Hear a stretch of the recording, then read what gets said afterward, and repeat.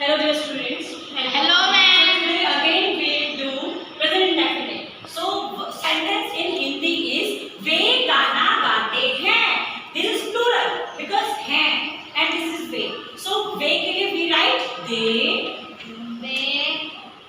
sing. They sing a song.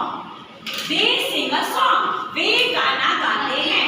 When your subject is plural, in negative sentence we use do not. So they do not sing a song. वे गाना नहीं गाते हैं.